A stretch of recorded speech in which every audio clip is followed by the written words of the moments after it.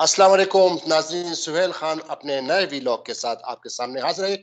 नाज़रीन, आज पाकिस्तान की पार्लिमानी तारीख में, पाकिस्तान की जुडिशल हिस्ट्री में, पाकिस्तान की सियासी तारीख में आज बरोज 10 अप्रैल बरोज पीर आज बहुत बड़ा अहम दिन था। और आज इस अहम दिन पर आज जो पाकिस्तान की जो जमहूरियत की तस्हील की गई, पाकिस्तान की जो आइन की तस्लील की गई, पाकिस्तान के जो कानून की तस्लील की गई, ये पाकिस्तान के किसी भी हिस्ट्री में सुनहरे हरूफ से लिखा जाएगा। आज आपको पता है कि 10 अप्रैल था और अब सुप्रीम कोर्ट ऑफ पाकिस्तान ने 4 अप्रैल को एक बहुत बड़े केस का फैसला सुनाया था पंजाब और खैबर पख्तूनख्वा में इलेक्शन के इनेकाद के हवाले से।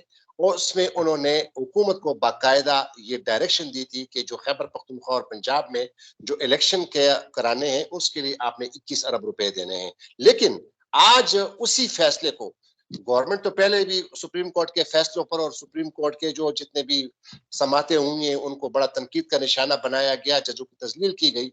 लेकिन आज उसी फैसले को, क्योंकि आज उन्होंने पैसे देने थे, आज ये ले गए जनाब उसको पार्लियामेंट में। आज पार्लियामेंट का इजलास था और वहां पे वजीर खजाना साहब ने, इसहाक डार साहब ने एक बिल पेश किया जिसको कहते हैं 4 sums for grant for election in KP in Punjab. ये बिल पेश कर दिया और ये बिल इससे पहले इसका मुसवदा जो था, इसका जो ड्राफ्ट जो था वो काबीना ने मंजूर किया और मंजूरी के बाद फिर आज ये ऐवान में पेश किया गया उसको। ये बिल और सरदार ने कहा कि अब ये पार्लियामेंट पे है कि वो ये पैसे देती है कि नहीं देती। यानी एक तो चोरी ऊपर से सीना जोरी। इसके साथ साथ एक और बहुत बड़ी डेवलपमेंट है और वो ये डेवलपमेंट ये कि आज पाकिस्तान के आइन की जो गोल्डन जुबली के हवाले से जो आज तकरीबात थी कौमी असम्बली में, कौमी असम्बली के हाल को बाकायदा एक कन्वेंशन सेंटर में तब्दील किया गया था और आज ये तकरीब थी। वहां पे तमाम जो 13 जमातों के जो इत्तेहादी हैं उन्होंने बाकायदा तौर पर आइन की खूब धज्जियां उड़ाई, आइन का खूब मजाक उड़ाया, सुप्रीम कोर्ट का खूब मजाक उड़ाया। और किसके सामने?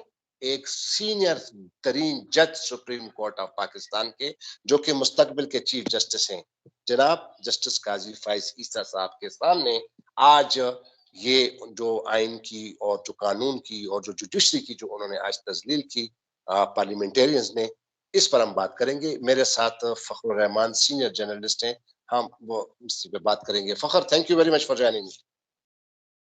जी थैंक यू सैयद, आपका भी बहुत शुक्रिया। फखर, आज ये अदालत का फैसला क्या था और हुकूमत ने क्या क्या पैंतरे बदले? देखिए, ये तो आपको मुझे लग रहा था कि इलेक्शन से किस तरह से फरारी हासिल की जा रही है।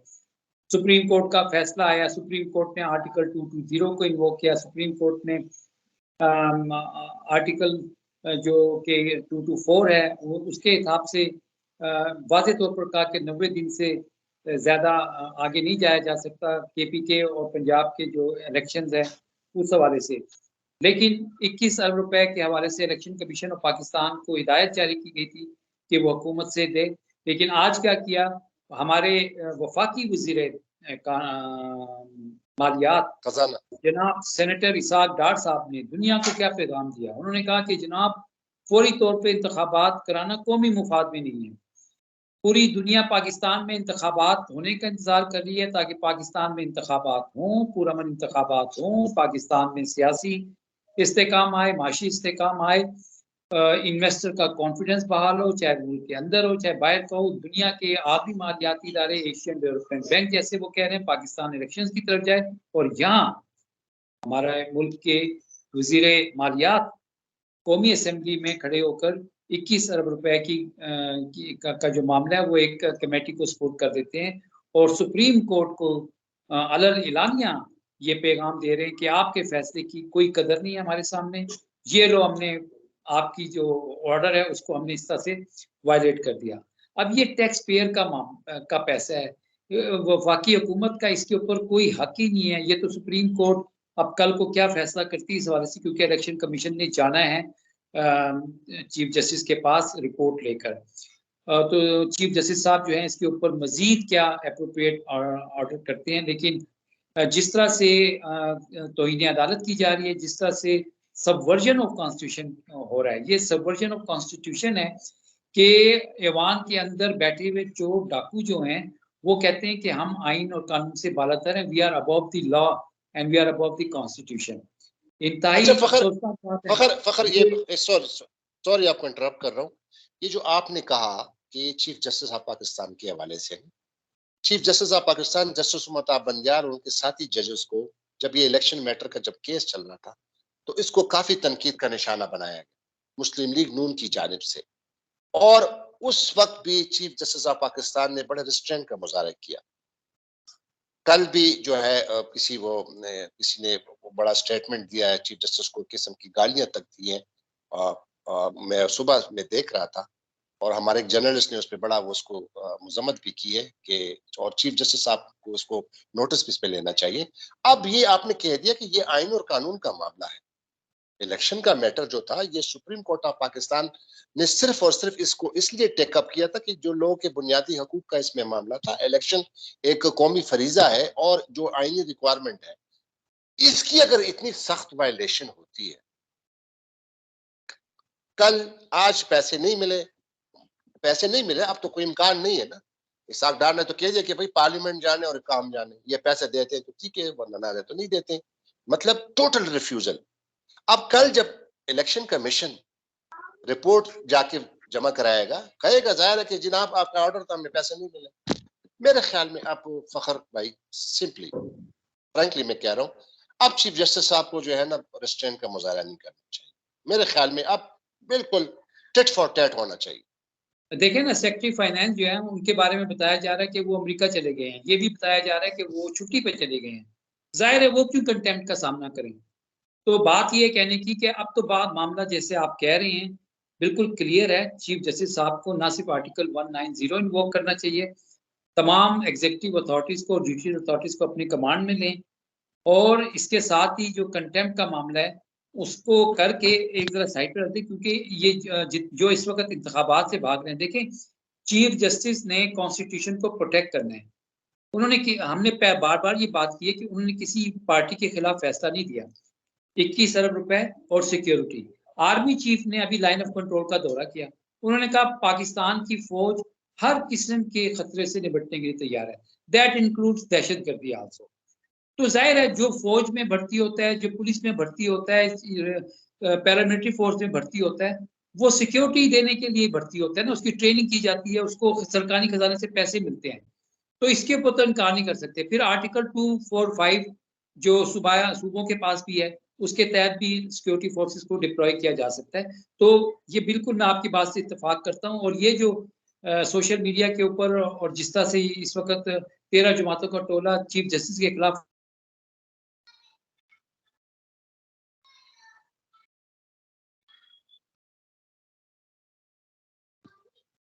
हाँ जी, थी, अच्छा तो ये बीच में कट गया। चीफ जस्टिस के खिलाफ जो भी कंपेन चल रही है उसकी मैं भी शिद्दत से मजम्मत करता हूँ, और जो करने वाले हैं उनको शदीद सजा मिलनी चाहिए।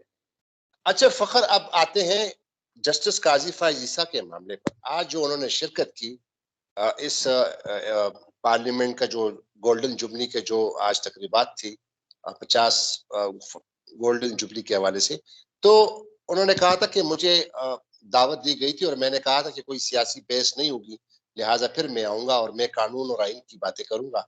लेकिन उसके सामने जो बिलावल भुट्टो ने जो कहा और पार्लियामेंटेरियन ने जो कहा, और दूसरी बात यह है कि सुप्रीम कोर्ट ऑफ पाकिस्तान के 15 जजेस हैं। 15 जजेस में क्या सिर्फ जस्टिस काजी फायज ईसा ने सुप्रीम कोर्ट की नुमाइंदगी करनी थी, अपने इदारे की नुमाइंदगी करनी थी, और साथ ही साथ जो मुस्लिम लीग नून की जानिब से जो एक इम्प्रेशन ऑलरेडी क्रिएट किया गया है कि ये जो सुप्रीम कोर्ट में 5-6 जजेस हैं, including justice Qazi Faez Isa, justice Mansoor Ali Shah, justice Jamal Khan Mandokhail, justice Yahya Afridi और जस्टिस अमीनुद्दीन खान, कि ये हमारे इत्यादि हैं, ये हमारा एक है।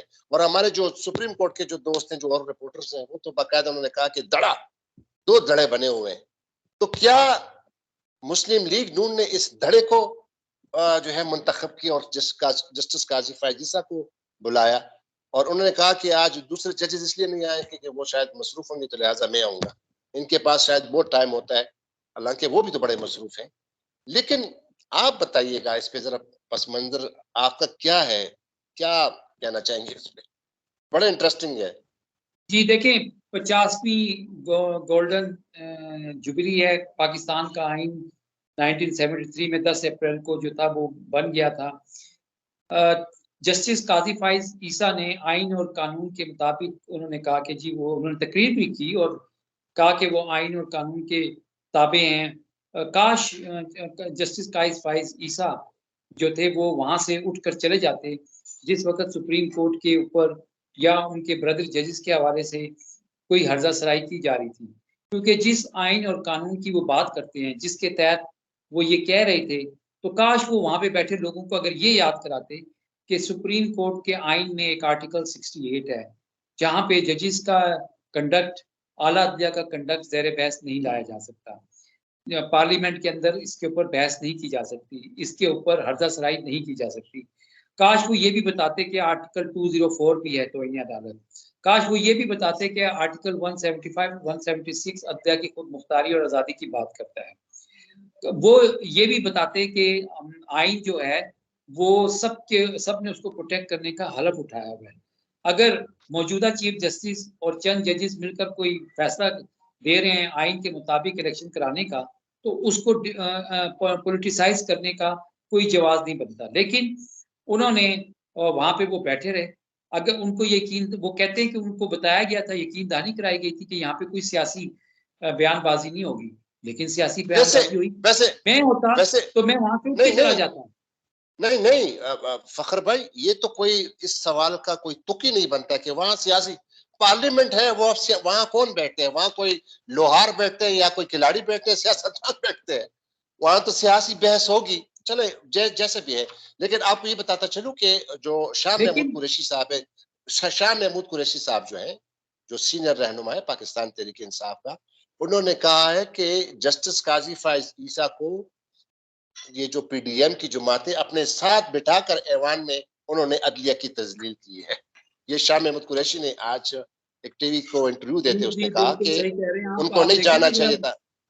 जो पिक्चर्स पूरे मुल्क पे पूरी दुनिया में गई हैं, लाइव सेशन चल रहा था और आसिफ अली जरदारी जो दुनिया में मिस्टर 10% मशहूर है करप्शन और कमीशन के मामलात में, मनी लॉन्ड्रिंग के मामलात में, उन्होंने जस्टिस काजी फाइज ईसा को अपने साथ बिठाया हुआ था और वो अपने अदलिया की तरफ से उनके हवाले से जो मामलात थे उसमें इस पे क्यों नसूम मोटो हुआ, इस पे क्यों नसूम मोटो हुआ, और उनके साथ 24 अरब रुपए की मनी लॉन्ड्रिंग करने वाले जनाब मोहतरम वजीर आजम शहबाज शरीफ बैठे हुए थे। यानी कि वो तमाम कबाल ऑफ क्रुक्स जो करप्शन का टोला जो था, करप्ट का टोला जो था वो बैठा हुआ था और आपको उन्होंने बिठा लिया, मांग लिया, बिठा लिया। आप उठ के वहां से कहते कि मेरा दिल गवारा नहीं कर रहा, मैं इस बात को गवारा नहीं कर सकता कि मैं यहाँ पे बैठूं, क्योंकि यहाँ पे आपने ज्यादती की है। आपने मुझसे वादा किया था कि आप यहाँ पे इस तरह से हर्जा सराई नहीं करेंगे। एनी हाउ वो अच्छा बैठे फखर, रहे, उन्होंने तकरीर भी की।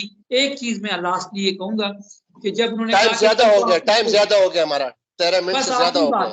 आखिरी बात यही है कि देखिए उन्होंने कहा, ये कह दिया कि सियासी बातों से मेरा कोई ताल्लुक नहीं है, लेकिन कल को जब आपके खिलाफ फैसले होंगे तो आप मुझे ब्लेम मत देना। ये देखें कल को यही लोग, इनका काजी फाइज साहब का जो कि नेक्स्ट चीफ जस्टिस के उम्मीदवार हैं और बनेंगे वो, तो उनका ये कहना, ये रिक्यूजल के तौर पर इसको इस्तेमाल करेंगे जी जितने भी करप्ट बैठे हुए थे इस कन्वेंशन के अंदर। बहरहाल बहुत शुक्रिया फखर।